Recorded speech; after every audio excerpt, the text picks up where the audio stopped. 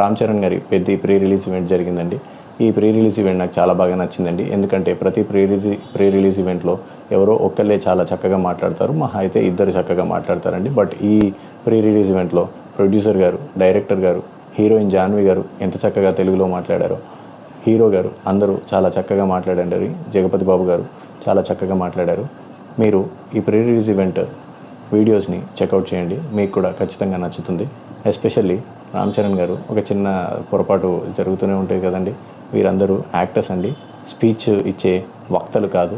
కాబట్టి చిన్న చిన్న పొరపాట్లు జరుగుతూనే ఉంటాయి. వాటిని మనం చూసి చూడనట్టుగా వదిలేయాల్సిందే. అది వారి ప్రతిభకు ఏమాత్రం కొలమానం కాదండి. వారు వక్తలు కాదు, వారు యాక్టర్స్. వారి ప్రతిభని మనం యాక్టింగ్లో చూడాల్సిందేనండి.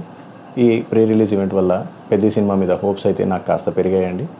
ఈ సినిమా అంతే పెద్ద విజయాన్ని అందుకోవాలని మనస్ఫూర్తిగా కోరుకుంటున్నానండి. Thank you.